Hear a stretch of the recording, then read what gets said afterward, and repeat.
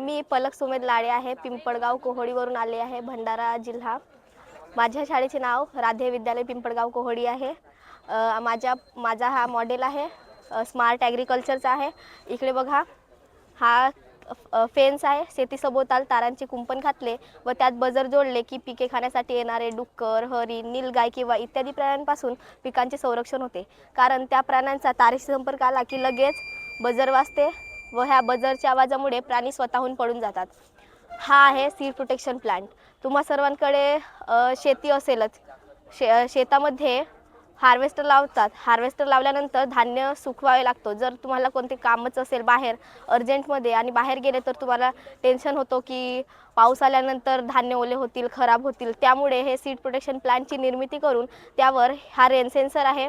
Rain सेन्सरच्या मदतीने पत्रा बसविला जातो व पाणी आला आणि ह्या रेन सेन्सरवर थांबा.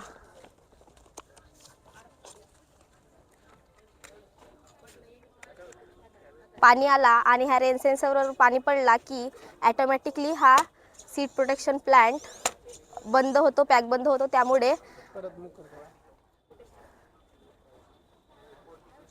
ॲटोमॅटिकली बंद होतो.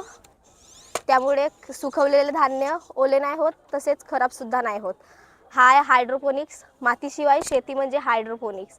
हायड्रोपोनिक्स टेक्निकच्या सहाय्याने आपण फुलवर्गीय, भाजीपालावर्गीय वनस्पतींचे उत्पादने घेऊ शकतो. हा आहे बायोपेस्टिसाइड आहे.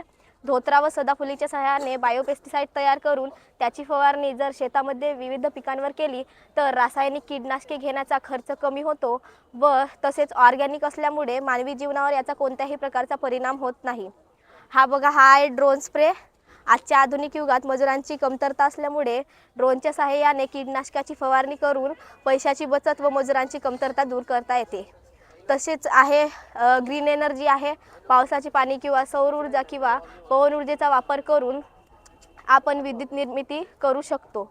त्या विद्युत ऊर्जेचा वापर उदाहरणार्थ फ्लोर मिल, डाळ मिल चालवण्याकरिता तसेच घरगुती कामांसाठी त्या विद्युत ऊर्जेचा वापर होतो. पर्यावरणपूरक असल्यामुळे त्याला कोणत्याही प्रकारचे इंधन लागत नाही. तसेच झिरो बिलिंगसाठी फार उपयोगी आहे.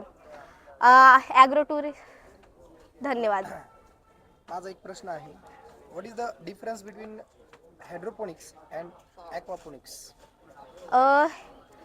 हायड्रोपोनिक्समध्ये पाण्यामध्ये शेती होते. पाण्यामध्ये शेती होते आणि काय म्हणले अजून ते ॲक्वापोनिक्समध्ये मातीमध्ये शेती होते. Sir, what is the meaning of aqua? Aqua, sorry sir.